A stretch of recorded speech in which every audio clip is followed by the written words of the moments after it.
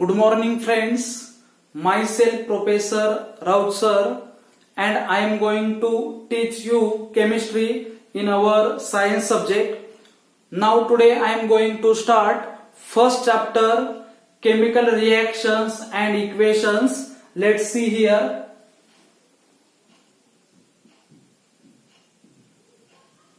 Chemical reactions and equations. Chemical reactions and equations. First of all, we learn the chemical reactions. What is meant by chemical reaction? Let's see here. The process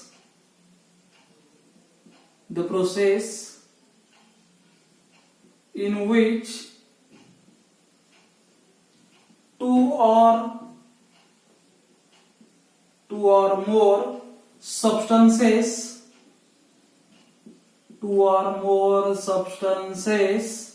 react to give a new substance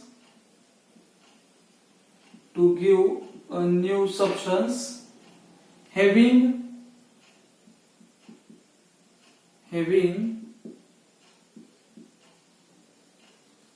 different properties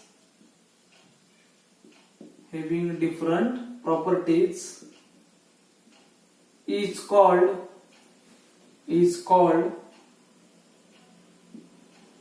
chemical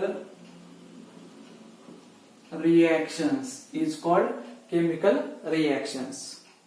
आता तुमच्या समोर chemical रिएक्शनची definition दिलेली आहे. या definition मध्ये काय concept दिलेला आहे बघा. The process in which two or more substances react to give a new substance having different properties is called chemical reactions. आपण केमिकल रिएक्शन कोणाला म्हणणार आहे तर बघा, केमिकल रिएक्शन मध्ये किंवा केमिकल रिएक्शन होण्यासाठी मिनिमम किती सबस्टन्स आवश्यक आहे, मिनिमम किती कंपोनंट अपेक्षित आहे. लक्षात ठेवा, केमिकल रिएक्शन मध्ये मिनिमम दोन कंपोनंट पाहिजेत, दोन सबस्टन्स पाहिजेत आणि जास्तीत जास्त दोन पेक्षा जास्त कितीही असले तरी चालतात. मग या ठिकाणी मला सांगायचं आहे की केमिकल रिएक्शन मध्ये मिनिमम दोन कंपोनंट पाहिजेत आणि मॅक्झिमम दोन पेक्षा कितीही असली तरी या ठिकाणी केमिकल रिएक्शन होऊ शकते. मग या ठिकाणी तुम्ही एक्झाम्पल पाहू शकता की मॅग्नेशियम हा एक सबस्टन्स आहे, तो इंटरॅक्ट होणार आहे ऑक्सिजन या सबस्टन्स बरोबर. म्हणजे केमिकल रिएक्शन आहे. केमिकल रिएक्शन मध्ये मी किती सबस्टन्स घेतले, दोन सबस्टन्स घेतलेले आहेत आणि हे दोन्ही सबस्टन्स एकमेकांबरोबर काय होणार, इंटरॅक्ट होणार आहे आणि इंटरॅक्ट झाल्यानंतर या दोघांपासून नवीन सबस्टन्स तयार होणार. म्हणजे कोणता, मॅग्नेशियम ऑक्साइड MgO हा न्यू सबस्टन्स तयार होणार आहे. बरोबर.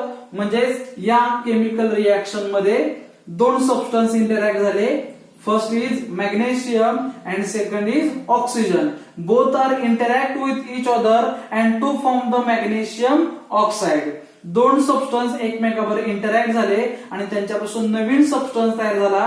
यालाच आपण म्हणणार आहे केमिकल रिएक्शन. यालाच आपण काय म्हणणार आहे, केमिकल रिएक्शन म्हणणार आहे. मग chemical reaction are divided in two part. First is reactant. Chemical reaction ही दोन पार्ट मध्ये असणार आहे. First is reactant and second is product. Chemical reaction मध्ये दोन पार्ट आहेत. पहिला पार्ट म्हणजे काय असणार तर रिएक्टंट आहे आणि सेकंड पार्ट म्हणजे काय असणार आहे तर प्रोडक्ट असणार आहे. मग what is mean by reactant. आपण रिएक्टंट कोणाला म्हणणार आहे तर बघा, the starting material of the chemical reaction. The starting material of the chemical reaction. Chemical reaction मध्ये जे पहिल्यांदा मटेरियल आपण घेणार आहे त्यांनाच आपण म्हणणार आहे रिएक्टंट. पुन्हा एकदा बघा, चला repeat. The starting material of the chemical reaction. Chemical reaction start होण्यापूर्वी जे काही मटेरियल असणार आहे, जे काही सबस्टन्स असणार आहे, त्या सबस्टन्सला आपण काय म्हणणार आहे, रिएक्टंट म्हणणार आहे. मग या केमिकल रिएक्शन मध्ये आपण रिएक्टंट कोणाला म्हणणार, तर स्टार्टिंग मटेरियल कोणतं आहे, तर मॅग्नेशियम आणि ऑक्सिजन हे स्टार्टिंग मटेरियल आहे. या स्टार्टिंग मटेरियलला आपण काय म्हणणार आहे, तर रिएक्टंट म्हणणार आहे. ठीक आहे. मग त्याचबरोबर प्रोडक्ट म्हणजे काय, तर प्रोडक्ट म्हणजे काय बघा, ड्युरिंग द केमिकल रिएक्शन किंवा आपण म्हणू शकतो after complete the chemical reaction. After complete the chemical reaction which new substance is formed is called product. ठीक आहे. केमिकल रिएक्शन कंप्लीट झाल्यानंतर, केमिकल रिएक्शन कंप्लीट झाल्यानंतर जो नवीन सबस्टन्स तयार होतो त्यालाच आपण काय म्हणणार आहे, प्रोडक्ट म्हणणार आहे. काय म्हणणार आहे, प्रोडक्ट म्हणणार आहे. ठीक आहे. त्याचबरोबर या ठिकाणी जी तुम्हाला केमिकल रिएक्शन दिलेली आहे, तर या केमिकल रिएक्शन मध्ये हा रिएक्टंट हा पार्ट नेहमी आपण लेफ्ट हँड साइडला लिहितो. रिएक्टंट हा पार्ट नेहमी आपण कुठे लिहिणार आहे, तर लेफ्ट हँड साइडला लिहिणार आहे. आणि प्रोडक्ट हा नेहमी कुठे लिहिणार आहे आपण, तर right hand side. Reactant always write written in left hand side and product always write in right hand side. ठीक आहे. आणि हा जो एरो आहे, तो एरो काय इंडिकेट करतो, हा जो एरो आहे, हा एरो काय इंडिकेट करतो, तर हा एरो काय करतो, रिएक्टंट आणि प्रोडक्ट या दोघांना काय करतो, एकमेकापासून काय करणार आहे, तो सेपरेट करणार आहे. एरो काय इंडिकेट करतो, separated the reactant and product molecule. Reactant and product molecule. तर पहा या ठिकाणी आपण केमिकल रिएक्शन म्हणजे काय याचा स्टडी केला. आणि केमिकल रिएक्शन मध्ये आपण एक्झाम्पल घेतलेलं आहे, मॅग्नेशियम रिएक्ट विथ ऑक्सिजन, काय तयार होणार आहे, मॅग्नेशियम ऑक्साइड. तर या केमिकल रिएक्शन मध्ये दोन पार्ट आहेत. पहिला म्हणजे रिएक्टंट आणि सेकंड म्हणजे काय असणार आहे, प्रोडक्ट. रिएक्टंट म्हणजे काय, the starting material of the chemical reaction is called reactant. आणि प्रोडक्ट म्हणजे काय, after complete the chemical reaction which is a new product is formed is called product. म्हणजे जो नवीन प्रोडक्ट तयार होणार आहे त्याला आपण काय म्हणणार आहे, तर प्रोडक्ट म्हणणार आहे. ठीक आहे.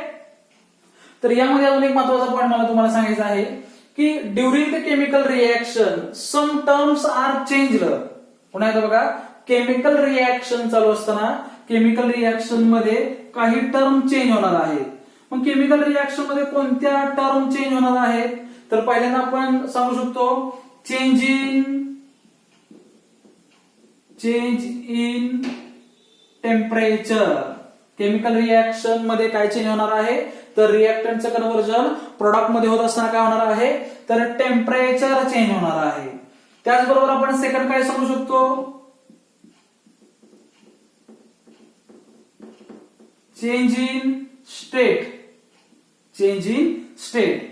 चेंज इन स्टेट म्हणजे रिएक्टंट मध्ये जी काही स्टेट असेल तीच प्रोडक्ट मध्ये असेल असं नाही, त्या स्टेटमध्ये काय होणार आहे, चेंज होणार आहे. समजा या ठिकाणी ऑक्सिजनची गॅस स्टेट आहे, तर या ठिकाणी मॅग्नेशियम ऑक्साईड हा काय आहे, सॉलिड आहे. म्हणजे ऑक्सिजन हा रिएक्टंट मध्ये गॅसिय स्टेट मध्ये आहे आणि प्रोडक्ट मध्ये तो सॉलिड स्टेट मध्ये आहे. म्हणजेच काय झालं, रिएक्शन मध्ये स्टेट चेंज झालेली आहे. गॅसचं कन्व्हर्जन कशामध्ये झालेलं आहे, तर सॉलिड सबस्टन्स मध्ये झालेलं आहे. ठीक आहे. म्हणजेच केमिकल रिएक्शन मध्ये टेम्परेचर चेंज होणार आहे, त्याचबरोबर स्टेट चेंज होणार आहे. त्याचबरोबर तिसरी टर्म आहे चेंज इन कलर. तिसरी टर्म आहे चेंज इन कलर. रिएक्टंटचा जो कलर आहे तो प्रोडक्ट मध्ये तोच असेल असं नाही, तो कलर काय होणार आहे, तर चेंज होणार आहे. आणि त्याचबरोबर चौथी जी टर्म आहे evolution of gas. Evolution of gas म्हणजे यामध्ये मला सांगायचं आहे की केमिकल रिएक्शन मध्ये ज्यावेळेस रिएक्टंटचं कन्व्हर्जन प्रोडक्ट मध्ये होणार आहे, रिएक्टंटचं कन्व्हर्जन ज्यावेळेस प्रोडक्ट मध्ये होणार आहे त्यावेळेस लक्षात ठेवा या चार टर्म काय होणार आहे, चेंज होणार आहे. कोणत्या चार टर्म, तर टेम्परेचर मध्ये चेंज येणार आहे, स्टेट चेंज होणार आहे, केमिकल रिएक्शनचा कलर म्हणजे कलर मध्ये चेंज येणार आहे, त्याचबरोबर त्या केमिकल रिएक्शन मधून गॅस काय होणार आहे, इव्हॉल्व होणार आहे. ठीक आहे, तर हे 4 पॉइंट तुम्ही लक्षात ठेवायचे आहे. आता यानंतर मला तुम्हाला सांगायचं आहे की केमिकल रिएक्शनचे टोटल 6 टाईप आहेत. केमिकल रिएक्शनचे टोटल 6 टाईप आहेत. The chemical reaction divided into total 6 types. First is, let's see here, types of chemical reactions. Total chemical reaction चे 6 टाइप आहेत. कोणकोणते 6 टाइप आहेत? त्यामध्ये फर्स्ट टाइप आहे combination reaction. First type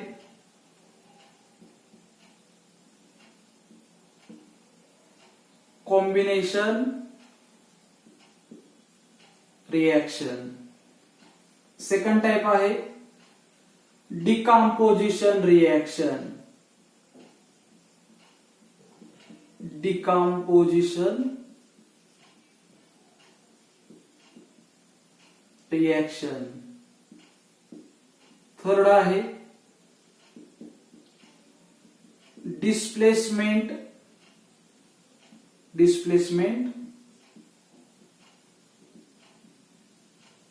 reaction. Fourth type आहे double displacement reaction. Double displacement reaction.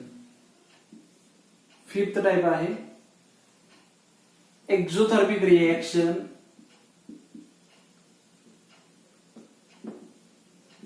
Exothermic reaction. And sixth is endothermic